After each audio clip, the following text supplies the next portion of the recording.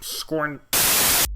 This video comes to you thanks to 4-5, an award-winning leader in recovery, energy and focus aids available in Holland & Barrett, David Lloyd's, Amazon and at the new look 45.com, including in subscription form. And if you fancy saving 50% on your first month subscription, you can use the offer code SQUIDGE50.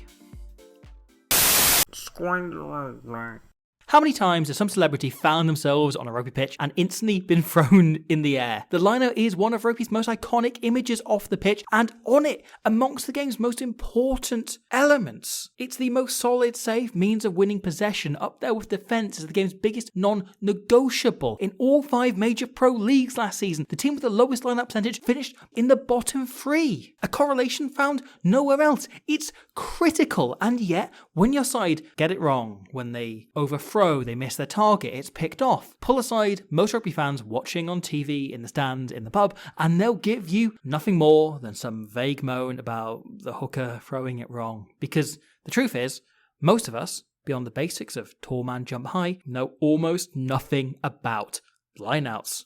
And so we thought it was time to put this right. And with huge thanks to both the team at the RFU and recovery experts 4-5, we went to meet one of the modern game's leading lineout experts. Former England, Saracens and Lions lock, George Kruis, a man who has called lineouts in Lions Test, European and Premiership finals, Six Nations games, and even the 2019 Rugby World Cup final, who, since retiring, has returned to the Test arena as England's lineout consultant, leading the Rose to 2 successive Six Nations as the Championship's most effective lineout. As such, there is no person better to dig into what goes into a lineout call, what makes for a good jump, how much is it actually the hooker's fault, how does your position on the pitch, the weather, a sin bin, opposition affect your call, and perhaps, most importantly, what the hell goes on at a lineout? Well, you tell me. I could try. Yeah, no, a very short answer. I think lineout's unique. It's like the scrum or something. You know, you have to have specialist people in those positions. There are just a ton of different variables. You know, you could have the defence and how they set up is a variable. The weather. You know, whether your hooker's got a sore shoulder or like there's 1,000 different variables. I think a lot of it's probably an experience-based position, much like the scrum. And I think that the more you learn, like a different scenario, the more you learn, you know, what it's like to play when it's torrential rain, what it's like to play with baking hot. You just start to bank a lot of these scenarios, and I think the longer you go in, the more experience you get, the more scenarios you've seen, and then you can pull from your almost your database of different scenarios. So I think a lot of it actually is done off field. I think majority of people watching might just think, you know, a lot of it's cool on the field and done, but I think vast majority, I'd say probably 60-70% is how you build the plan in the week, how you convince the players. A lot of it's about acting and convincing the players that you've got a call that's going to work, and making sure that you've done loads of analysis on, say, Toulouse or Leinster, and then off the back of that creating a plan that you think plan A is going to work, and then on the field you can always adjust for plan B. So as a kind of generic example, team's on the penalty, you've kicked for touch, you're running there. What's the process in terms of when you're making the call? What are you saying to the players? The process normally is 10 should be in charge, leads in terms of, look, I want to do this on this end of this side of the field. But they'll always get feedback from whether they think it's a good idea from the caller. But it would normally be 10, so if you're the 10, you'd tell me what you want. I'd then, as a caller, then tell the group and the hooker. Maybe you might tell your prop, and the prop might transfer it to the hooker so the hooker can get to the line out quickly. It's just a process of playing out pre-planned scenarios from training week in the game. You know, and the good callers then can adapt if they see something on the field that's different, and then go, right, well actually I used this 4 games ago and it worked really well against their adaptation, and then you sort of weave that in and you try and convince players it's the right thing to do at the right time. You'll probably go into the line out with a set of calls or a number or 2 calls or a combination. If they do something wildly different, then you can cancel and call within the line. But the goal is, I think, you want to spend like 3 or 4 seconds in the line out maximum, because there's huge statistics which show if you are in the line out for longer, then your rate of winning the ball like heavily starts to decrease. So if you overthink it, you can get caught up in the line too long, and then you start seeing, sometimes you see like hookers throwing it to someone on the floor, or hookers double dumming, because that might be because the caller's taking too long in the line or making poor calls, and then going back on it and getting confused on themselves. So yeah, there's a lot going on there. Yeah, a lot of work for a few seconds. A lot of work for a few seconds, yeah, exactly that. Yeah. The game is get in, get out. Simple balls normally win, and all you're trying to do is try and pair up your strength with their weakness. So if you've got, if I'm jumping against you, no offense, I'm not sure Easy win. You're going to be a target for me. And the defence know that as well, so then it's a case of, okay, well, the defence might want to try and hide you, or they might want to try and set a trap on you and then put you up specifically to try and know that I'm probably going to try and target you. So when I talk about it's a bit of a game of chess, like you are adapting from one line out to another. So say if Toulouse did this move in one line out, maybe Leinster might move into that space in the next one and set a trap. So then you've got to be ahead of, a step ahead of them. But I think in general, if you are a defensive team and you win 2 or 3 of their balls, then that's a good day at the office. Okay. Like that's a good, like that's disrupting them. If you're an attacking side, you need to be winning sort of 85 to 90, probably 90+% of your ball, and that's seen as like a decent day at the office. If you start getting into the 80s, then that's like you're mucking up a bit too much. It's listening to your 10 who should be directing the game. It's sort of giving feedback to him. So if he goes, right, I want or she goes, I want a 5-man line-out, but you've lost the last 2 5-man line-out. You'd be stupid not to say that. Now we need to go for a banker ball. We need to go maybe 7-man and make sure we just win the thing. So it's a bit about, there's a bit of feedback. There's a bit of like the player sort of, or the team energy and how that suits. Again, if you are killing them in the maul in a drive, and you're on the edge of a yellow card. And the backs ask for an off the top, then you're going to want to say, look, now we're going to press and do this. So it's a bit of like game management, but most of it's just analysis, sort of bit gritty work, and sort of building and creating a plan that you ultimately get people to buy into. I think the core components, you've got kind of the throw, and a lot of people just blame the hooker generically. Yeah, it's good for the caller to blame the hooker as well. Yeah. Now, look, there is a balance in all that, and I think maybe if you're watching on the screen on the TV, and the commentators said, "Oh, that's a poor throw from the hooker," there'll often be a reason as to why. It's either someone's given an early trigger, so they've set the movement off too early, or it could be that the hooker has thrown poorly. Yeah. But I'd say there'd be a range of kind of 3, maybe 5 different things that could go wrong. So it could be a poor dummy, it could be not throwing straight, it could be a mislift. So a lot of times people jump in and then, especially if it's wet, you slip up someone and it's a mislift, and they might drop an inch or two, and an inch or two makes a massive difference. And ultimately it's like trying to figure out, it's pulling together to try and make sure there's no blame. It's just like, how can we get the best results? What you'd look for in lifters, you want good power, to get someone 123 kgs up in the air. If we go into it, it's a good tempo into the line out, as you see, good shift, and then here, so pause there. So here, like a max throw, so that is as high as you can get. The lift is obviously like they're touching his knees, and then you're chucking him above where you can actually lift him. So if you're going to normally lift him here, like you're chucking him that extra 3 or 4 inches, and then ideally you clamp onto the legs, and if these guys then can like come together and sort of almost touch chest to chest, then you've got a bit of stability in that as well. So in terms of like what is a good, I'd say big lift, big powerful lift, chucking beyond where a normal lift goes, and it just gives that hooker like that much more variance in terms of if he does throw it a tiny bit low, then he's got that bit more variance in terms of winning the ball. And in this example as well, you've got Ollie Chesney there doing the lift as a second row. Yeah. Got that extra height. Yeah, 100%. And you can, if you're struggling and if you need like sort of a banker ball, you can really, as a caller, start to think, right, who's going to be lifting and who's going to be jumping? And if you get your biggest lifters, like someone like a Will Skelton, paired up with someone like a Maritoji, it's a lot of height. So it's a game of odds and sort of risk, and I think you're automatically going to be putting yourself in a strong position. They get up well, Scotland here, and if that's like any other ball, which is a standard ball, then they've got a really good chance of winning that. But because that lift is, and they're so tight here, it just gives that extra sort of, again, 3 or 4 inches, which allows them to be like a good amount of variance to hit. So the base thing of like working on a line out, if you're a coach or if you're interested as a player, is like how high can you consistently get that? Because that as a fundamental or as a foundation, like gives the hookers so much more room to play with and increases your chances of winning the ball. So are there situations where you wouldn't be looking for the kind of max lift, or is it pretty universal? There might be small situations. It might be like deep inside their 22 when you're looking to drive.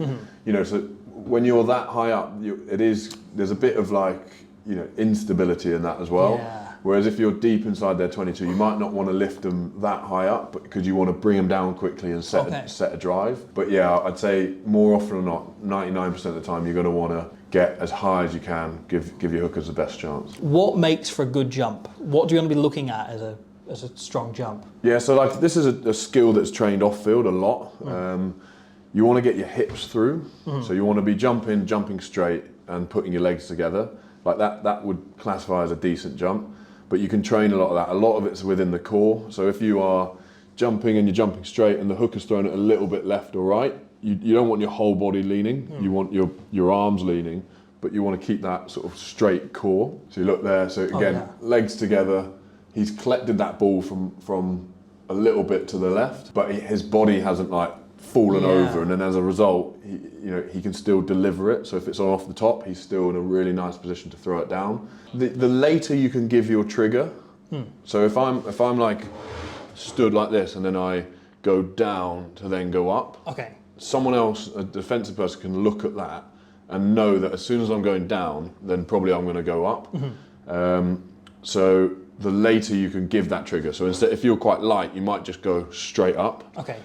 Because it delays the time in which someone can recognise that you're actually going to go jump. He's been a nightmare to play against. He's just incredibly light, but he's also quite powerful. So when you get a combination of that and you get two big lifters, like you can chuck him in the air, and he's incredibly useful as a line-out cooler. So Scotland here are in a 5-man, and they are in a mirror defence. So they are mirroring what the other jumper's doing. So if it's a jumper, they'll put a jumper. If it's a prop, they'll put a prop. But within sort of a mirror setup, you either need to be very quick if you're doing simple lineouts, like going straight up, or you need to be able to confuse them with dummies. And to do that, if the dummy's done poor, then they'll just see it early and they'll stay, and then they'll jump where they know they're going to win it. So if you play this on. So here South Africa do a very quick dummy with Mostert. They go through and quick and then up in the air. It's so hard to read that because it's so quick that these guys, it's putting their thought process and sort of reaction, Scotland's reaction under pressure, and they can't quite get up in time. So you can either do really quick dummies like South Africa did, or you can do what Ireland do here, which are like hands-on dummies. So really a bit slower, but really making them convinced that you are jumping. And to do that, like you look at Peter Marnie's hands here. So pause. He's always touching him. Whereas some dummies are done really quickly. You're not really necessarily touching them. But his is like a full dummy, jump out the line, makes it look like Burns going up and out. Good ball. Here, just Uruguay. What makes this not work? Why is this so unconvincing? There's so much distance between where this 7 is. So play on, just tap it on. So there's so much distance. Tap it on. So pause here. That's meant to be a dummy. But he hasn't gone forward, which would drag him forward. His hands aren't on him, and he doesn't even look like he's going to jump. So it's a case of like a lot of things coming together poorly. Whereas you saw that Ireland clip where Omani was 2 hands on him, bumping him out, and then quickly getting back and up. This is a case of like, he can sit there because he knows that no one's lifting him, because he knows no one's behind him. So he can sit there, wait, and see it unravel. So if you play it on, tap it on. So here, it's such distance between that dummy and that he can just sit there and go, right, I can see what's happening here. And again, he's a decent jumper, so he's going to nick that one. When do you decide whether or not to get up off the ground? I think the closer towards your goal line, traditionally, the more you'd probably try and stay down and be a bit more conservative and like give numbers on feet to figure out, if they're doing a peel or if they're doing that. But teams recently have got really good change out of actually going up and being aggressive and chancing it. Because if you go up and you lose the ball in behind, you've lost sort of 3 players who can commit to a maul, and off the back of that, then you could be in a bit of trouble. But there's ways of how you go up. So you could, one scenario is you could sit really far back and make sure that they don't win middle and back ball, and really pressure, like we saw earlier, pressure the 9. That's one way of doing it. South Africa do that a good bit. I think Ireland do that a good bit. Argentina definitely do. They'll sit in 2 pods, sit quite far back. This is very, very South African. They'll probably in this sort of area sit middle back. So they're shifting. They'll shift back to here, pause there. So Etzebeth, as the front jumper, will be looking at the hooker, because if he doesn't look at the hooker in a pod at the front, he's susceptible to the movement beating him up in the air. So he's looking at the hooker and he's setting a big sort of target to say, look, you need to get over me, and I'm a huge human and I've got 2 huge humans lifting me. So he's automatically putting a bit of pressure on the hooker. The hooker knows he's looking at him, he can feel it. So it's a strong play. But then, is it Mostart here? He's got more time to actually move about a little bit, because the ball takes a long time to come into the air. He's got a bit more time to read it. And again, the key thing is like the lifters need to do a job of actually lifting, and the jumpers, when they are ready to jump, need to make sure that the lifters are there to jump. I think the key thing is just getting in the air. So getting Etzebeth up that high with a great lift automatically puts a heap of pressure. Most hookers then crumble under that. So yeah, I think they've done a good job there and end up stealing the ball. Or you can just go mirror, and you can go mirror throughout. So I think Scotland mirror a lot, New Zealand mirror a lot. They've got good athletes throughout the line. This is a good example of a mirror. So Leach is a good jumper, very old school sort of like, no, he's read things along, he's been in there a long time. He's a very decent lifter and sort of reader. This guy's bumped out. He now knows, right, it's not going to be me going up, but he's going to turn and lift him. And that's kind of exactly what he does. Almost we missed the back lift a little bit, but that's a really good read on what is quite a quick movement. So 6-man, you traditionally either 2 pods or mirror. 7-man mirror, because of the 7-man, you can get a lot more different style of formations. And this, Ireland have gone with a 7-man, and they put the prop in here. So Scotland are a mirror team, and they traditionally defend 5-man mirror, 6-man mirror, 7-man mirror. So they're watching where their prop is and marking against them. There's pros and cons. The pros are, there is higher chance that you probably get up alongside someone. The cons are that you need, as a coach, you need to pick like 5 decent jumpers or 6 jumpers because you're picking a mirror. If you've suddenly got a really poor jumper in a mirror, then it starts to unravel a little bit, because there's a big target there and a big weakness. Where are you looking as someone looking to steal that ball? Yeah. Are you looking at their feet? Are you looking at what shapes they're throwing? You try and look. You don't want to be too pinpoint. So I don't look directly sort of at you, and because there's other bits going on. You need to see triggers. I'll try and probably look. I'll probably stand at like an inch behind where you're standing, so I can always sort of get a little bit from behind. But then I'd look sort of more. I'd try and be peripheral and look a bit more broad. But if you're right at the front of the line out, you might be looking a bit more at the hooker, because if you don't, you might miss the jump.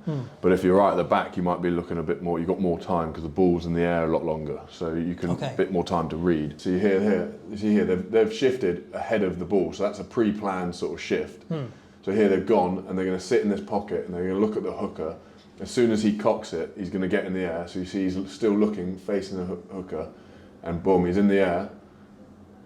And he's taking the ball. So it's a lot of deception and sort of, right, I'm going to defend here. You may even be talking to him saying, look, we're going to defend middle back, and then you shift in and you have an opportunity to steal a ball. And how about losing a man to the sin bin, which I know can affect like scrum an awful lot? How does that affect you and what you're calling, what you're looking for at the line-up? Calling wise, it's pretty easy to react to. You probably drop down to, because you're normally going to have at least 2 decent jumpers on the field, so you can drop down to a 4-man.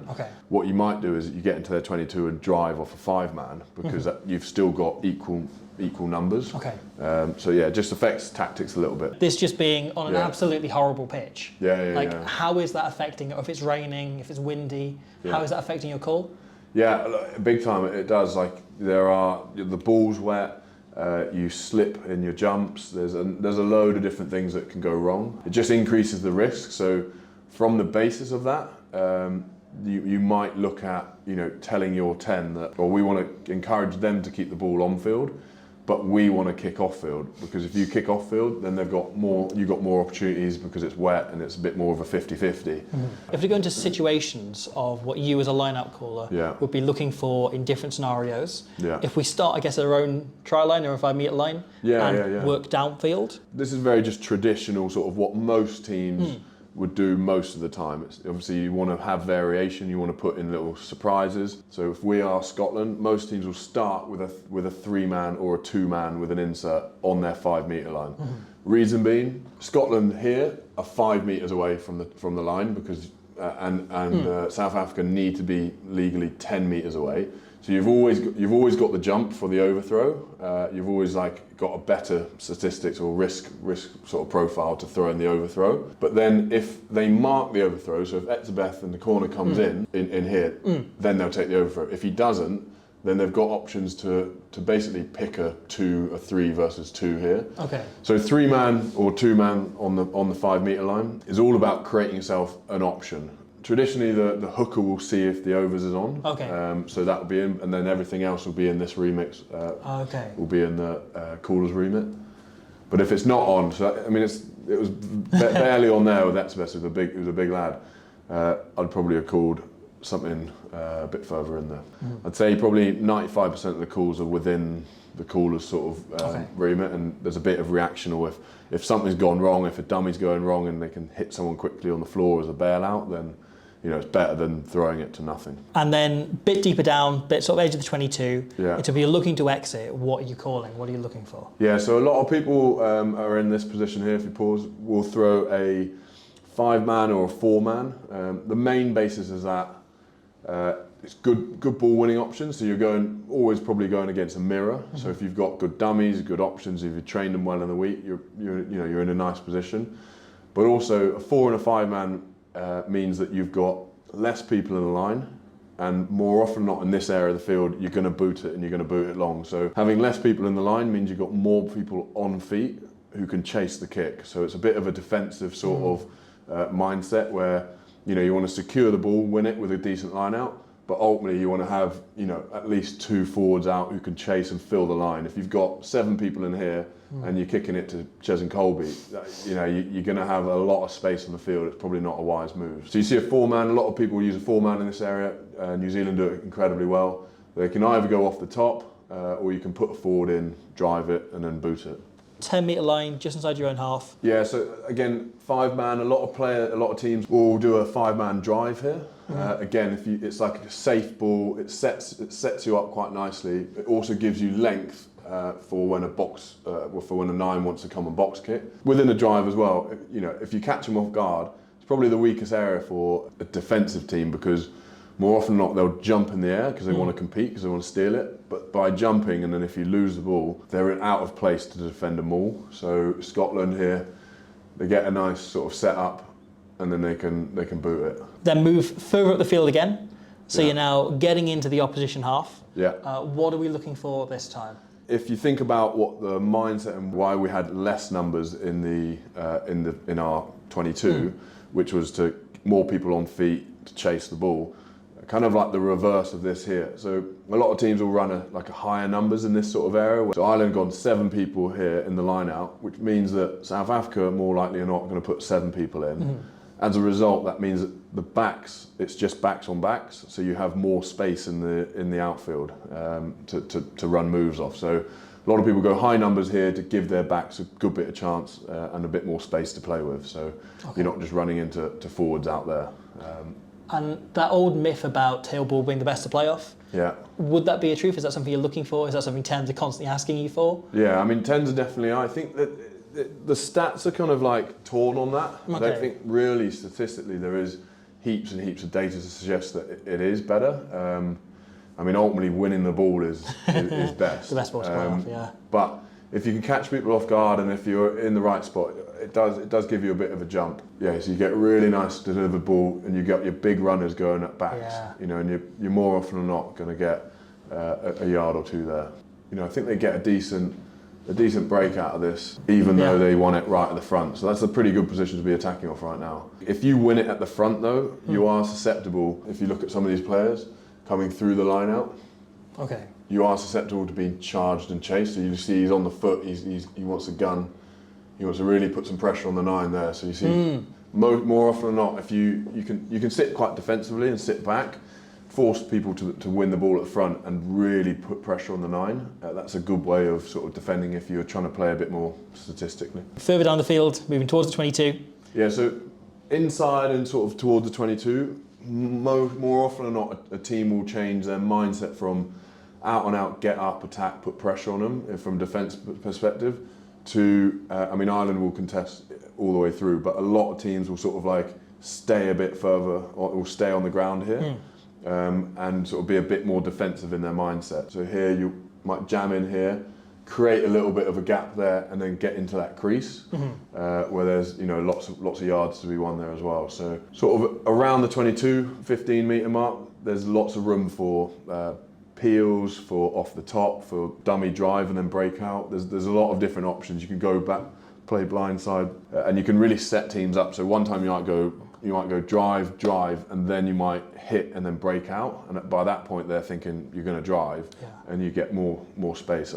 Ultimately, you've got to often got to take away one defender, and it makes a big difference out wide or round the corner quickly. So yeah, it's a bit of there are tactics within in terms of these area of the fields of how you set people up, but also that can be set people up week to week. So you might use lots of drives one week, and then next week that they're going to think you're doing lots of drives, and then you put in some breakouts and so on. So there's a bit of tactic to it in the game, but also week to week as well. In the 5 metre zone, what are you looking for? 5 metres out, I'd say 90% of the time you're looking to drive.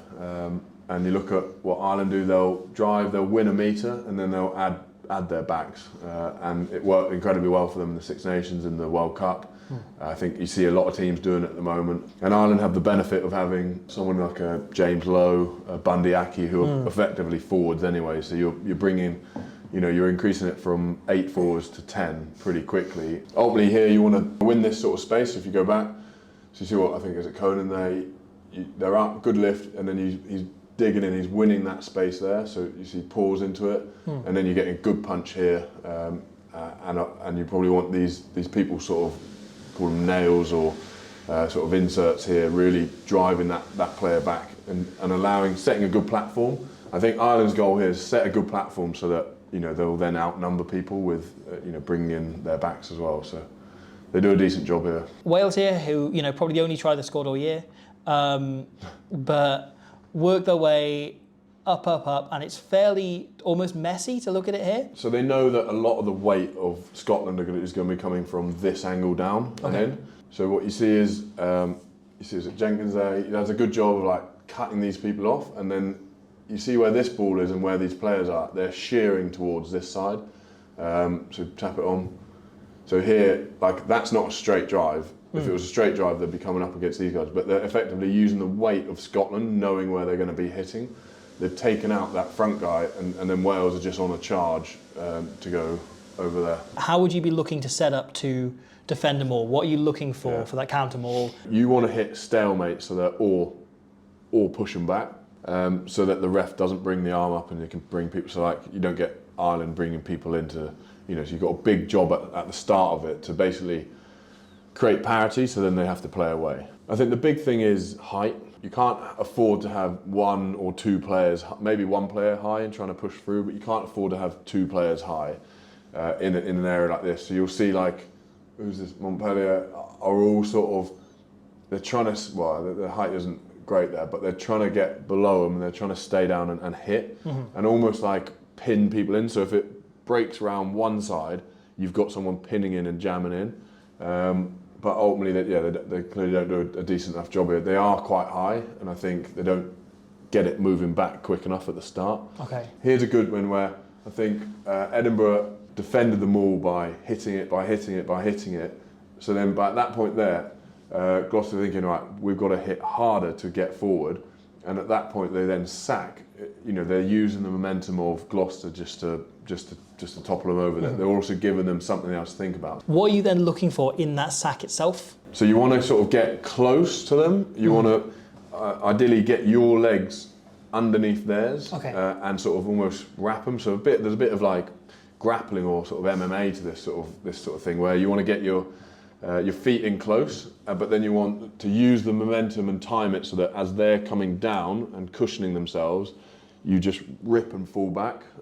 So yeah, you don't want to like wait for them to set up, but you want to use their momentum and almost just drag it down with them. You've also legally only got like a second or two to get it done. So if you look here, the other things that can help is using the props or the lifters either side of you to separate their lifters to give you a better chance to get on the ball. But yeah, a sack can be really effective. But it's not something you want to do every time, because if you're sacking, you're probably not getting in the air. So a reaction off that would be, okay, well, let's put a 5-man and just off the top. So then, you're reacting to that. Thank you very much for that. That's been fascinating and a fantastic insight. Just one final question. If you're a viewer at home watching rugby on a Saturday or in the stands, what should you be looking at the line-out to get the best idea, best understanding of what's going on? What should you be looking for? It is a tough one because there are so many different small aspects, but I think look into where they are on the field and have an understanding of, okay, well, they are 5 metres out from the try line, so they're probably going to have a 6-man and drive because they want people around the ball, or they're in their own 22 trying to exit and they put a 4-man there because they need numbers on feet to chase. So having a bit of an understanding of why a player or why a 10 or why they're calling certain lineouts in certain areas of the field, because then you can actually, then you look at the kick chase and you think, there is a prop and a 7 out there who have stayed out there because they've got a role to do, and what is their role thereafter? Are they then sort of in the line looking to defend, or are they trying to chase a box kick, or what frees someone up to then do another job? Okay, I think it's pretty interesting. That's brilliant. Thank you very much. Thank you so much for that. Brilliant. We'll do backheel conversions next. Next masterclass. Perfect. Yeah. Perfect. I'll sign me up. The line-out has long since been a chunk of the game we all assume we know, but really don't have the foggiest. I can't thank George and the full team at 4-5 enough for helping lift the lid on the lift, the jump, the sack, the maul, the whole lot. The next time some talk show host find themselves lobbed in the air, we'll all be looking on, knowing quite a lot more has to go into those few seconds. Thank you for watching that. I hope you enjoyed it. I want to say enormous thanks to the team at the RFU for setting this up, facilitating this, allowing this to happen. Just we did the one with Tom Harrison, the England scrum coach, on the scrum a few months ago. Please go and have a look at that. But also I want to say enormous thanks to George himself, who was brilliant, such good value, gave us so much of his time, and the whole team at 4-5. Now, if you are interested in recovering from anything, please go and have a look at their newly designed, newly redone website. They've got a subscription service. They've got products you can order themselves. Please use the offer code SQUID50 if you fancy it for the first month off a subscription. And then it can continue on. It will continue being sent to you. There's loads around there. Please go and have a look at their various products. Full range of recovery, sleep aids, tension aids, relaxation, recovery energy, all sorts. Please have a look around, and I will see you very soon for, I believe, more rugby. Because every moment in the game sort of adds up to something. So, you might win a line-out steal, and then that might, you might then kick a 50-22 or 22-50 or 20-50? 50-22. Yeah. And then you might be down there and you might score a try off it.